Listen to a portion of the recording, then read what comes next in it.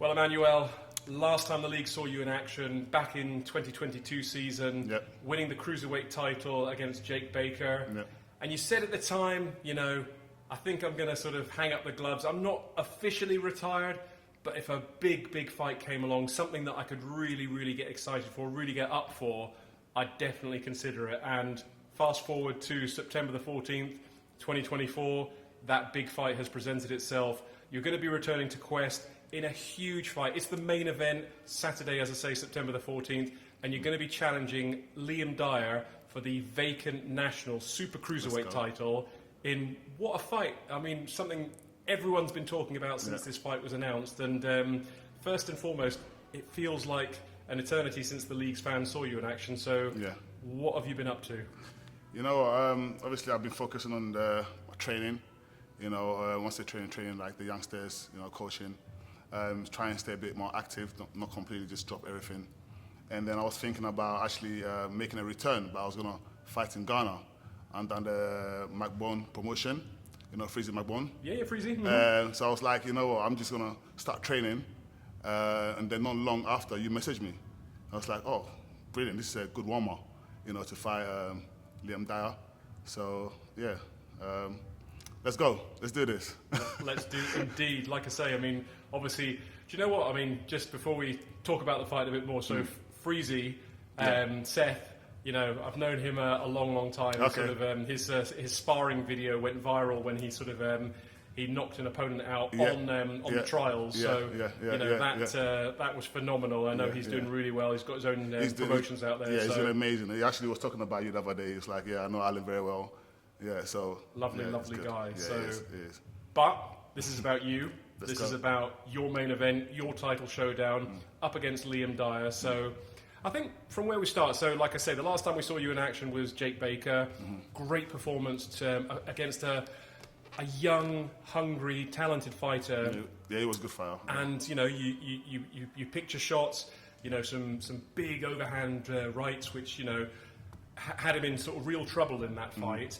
And obviously you won the belt, and it was kind of like, it didn't feel like the end of the story, but it definitely felt like, you know, you'd reached that area where, you know, you thought, well, you know, I've achieved what I wanted to achieve, I've got the belt, but there's always that possibility. So what was it about the Liam Dyer fight that made you sort of think, do you know what, let's do this?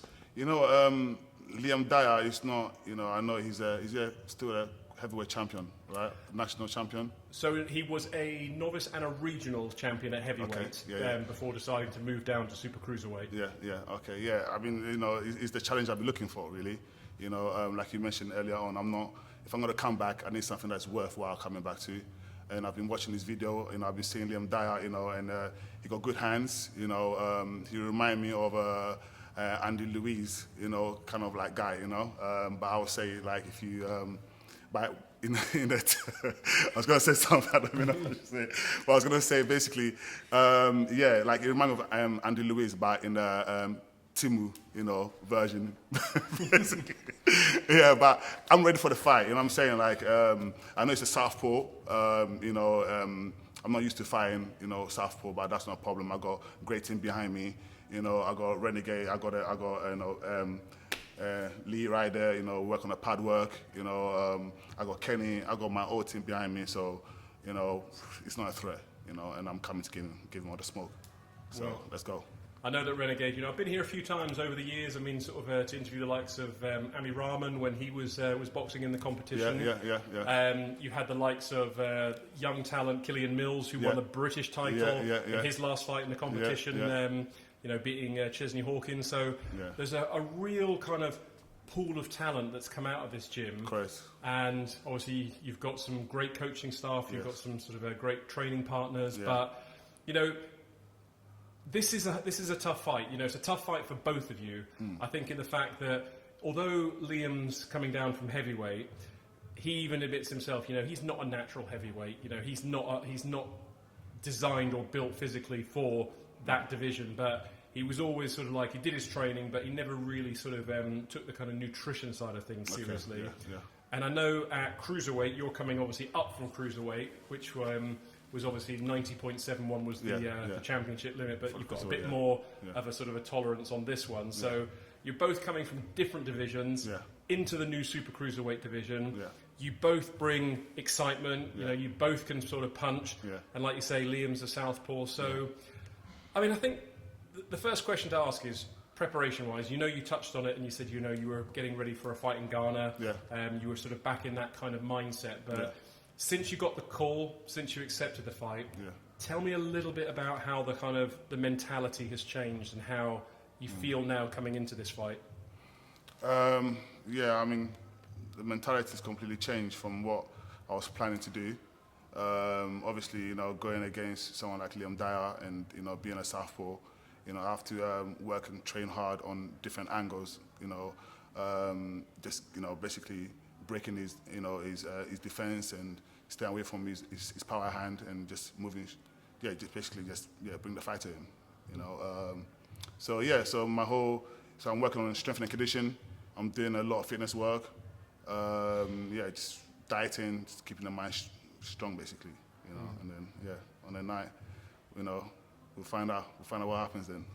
Yeah, I mean, I always like to ask this sort of the fighters that I interview, because as much as boxing is a physical sport, it's also very much a mental sport. You know, you've got to go into a fight believing with pure conviction that you can win that fight, that you are going to go in there and win that fight. And, you know, that's a tough thing when you're going through hard training and you have to go to the well, and people really, really don't realise what it takes to be ready for a fight as big as this, and, you know, and everything that's on the line with it. So for yourself, I mean, the best version of Emanuel Doku steps through those ropes at Epsom on the 14th, and the best version of Liam Dyer climbs through those ropes. How do you see the fight going? To be honest with you, Alan, I can't see the fight going past third round. You know, my strength, my skills, the style. I mean, what you saw last time, scrap that. Yeah, it was good, but it was training, prepared for Jake.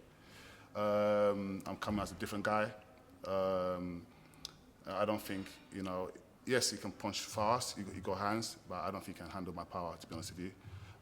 So I think by the round 3, I'll get him out there. By KO. By KO. Well, that's great, because we spoke with Liam earlier and he was like saying, you know, I'm coming for the statement win, and a statement would be stopping Emanuel Doku and showing people... Stopping me? Yeah, stopping you. Yeah? That would be his statement of intent, to show people just how serious and why he should be the number one after this fight. So I think when you've got... This is what I love about the boxing, and this is what I love about sort of Quest is, you know, these are 50-50 fights. You know, you're not talking about... Although Liam is well known because he's been active more recently, you know, back in the day, I mean, I know you competed on the Queensbury Boxing League competition. You know, you hold a win over current regional Super Cruiserweight champion Ollie Rickson. Beat, as I say, Jake Baker, young, hungry, very talented fighter last time out. So for the league's fans that don't know you, it's like... You're a serious contender. You know, Liam's done great things at heavyweight, but on the night when you step through those ropes, physically, although you're both coming from different divisions, you're not going to see who's the bigger man in there. It's going to be like, wow, these guys are physically perfectly matched. You know, style-wise, you've got that sort of awkwardness, which I know when I've spoken to a lot of your opponents, they go, he was just so awkward. And when someone's awkward and they don't maybe sort of dance the dance that you think they're going to dance. Yeah, it's different. And the moves that you're dancing the samba and they're dancing the sort of, you know, the foxtrot, whatever. But it's very hard to read that type of fighter. And I think that's what makes you a very, very awkward and difficult proposition. But like you say, Liam brings his own strengths and his own sort of attributes to this fight, which means that you can argue it, you can say... It's going to be fireworks, Alan. I'm telling you. Like, on the night, it's going to be explosive. You know, I'm gonna bring it all, you know, to him. So you need to be ready. You know, King Doku is back. The king is back. The king is back, looking for the crown. Looking to sit on the throne.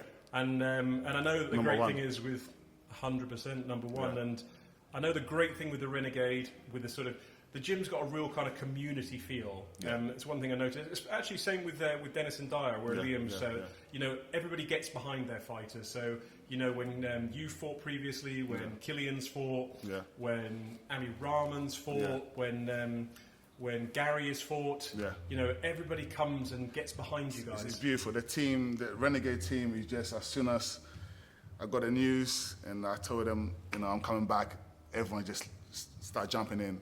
You know, I'm going to do this. You're going to come run with me. You know, we're going to go and do some pad work. Like, everyone got involved.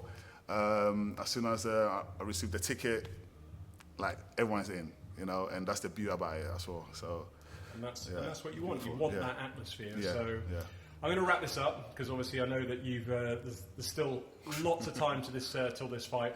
We're going to be sort of analysing it. We're going to be talking about it, breaking it down between myself, you know, and I'll be talking to some of the other sort of top tier fighters in the competition to give their analysis on this fight. But I know that, like everyone, I'd do it myself. I'd watch the interview of my opponent and I'd see what they had to say, try and take anything that I can get from it. But I want you to look into the camera because Liam Dyer is going to be watching this, and I want you to tell Liam what happens September 14th. Boy, Liam Dyer, so you reckon you're going to take me out on the before the rounds? Well, just bring everything you got because you're not going to get it easy. I reckon about third round, you're going to be out of there. Big KO, so be ready. Yeah? Well, Emanuel, it's great to see you. I'm glad that we've got you back in the competition, especially main event. Such a huge, huge fighting prospect for the fans. And as I say, you do not want to miss this. The show is called Nothing Personal. It's strictly business. It's all about who is the #1 super cruiserweight in the Quest Boxing League competition. And we will get our answer September 14th, the Epsom Downs Racecourse in Surrey. It is a huge, huge card of boxing. And this man, Emanuel Doku, will be challenging for that title up against Liam Dyer.